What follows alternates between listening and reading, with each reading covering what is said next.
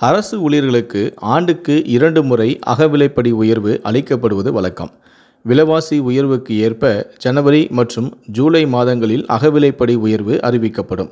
இந்த நிலையில்தான் மத்திய அரசு பணியாளர்களுக்கு வழங்குவது போல மாநில அரசு பணியாளர்கள், ஆசிரியர்களுக்கும் பணி கொடையினை 25 லட்சமாக உயர்த்தி வழங்க வேண்டும் என்று தமிழக அரசு பணியாளர் சங்கம் கோரிக்கையை விடுத்துள்ளது.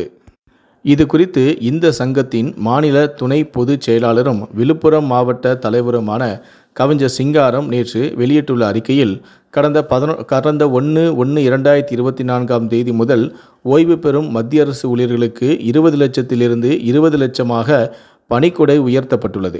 எனவே மாநில அரசு பணியாளர்கள், ஆசிரியர்களுக்கு வழங்கப்படும் பணிக்கொடையையும் 1/1/2024 முதல் மத்திய அரசு ஊழியர்களுக்கு நிகராக 25 லட்சமாக உயர்த்தி வழங்க வேண்டும் எனவும், அரசு பணியாளர்கள், ஆசிரியர்களுக்கு பழைய ஓய்வூதிய திட்டத்தை உடனடியாக நடைமுறைப்படுத்த வேண்டும் எனவும், தற்போது வழங்கப்பட்டு வரும் மாதாந்திர ஓய்வூதியத்தை குறைந்தபட்சம் 9,000ஆக உயர்த்த வேண்டும் எனவும், அதேபோல மாதந்தோறும் வழங்கப்பட்டு வரும் மருத்துவ படியானது 300 ரூபாயிலிருந்து 1000ஆக உயர்த்த வேண்டும் எனவும், காலி பணியிடங்கள் உடனடியாக நிரப்பப்பட வேண்டும் எனவும், சத்துணவு, அங்கன்வாடி மையங்களில் பணியாற்றும் பணியாளர்கள், தினக்கூலி அடிப்படையில் பணியாற்றி வரும் பணியாளர்கள் அனைவரையும் பணி நிரந்தரம் செய்ய வேண்டும் எனவும், பொது சுகாதாரத்துறையில் பணியாற்றி வரும் மஸ்தூர் பணியாளர்களுக்கு ஆண்டுதோறும் பணி வழங்கப்பட வேண்டும் எனவும், இவர்களை பணி நிரந்தரம் செய்ய வேண்டும் எனவும், தூய்மை பணியாளர்களின் சம்பளத்தை உயர்த்தி வழங்க வேண்டும் எனவும் அந்த அறிக்கையில் தெரிவித்துள்ளனர்.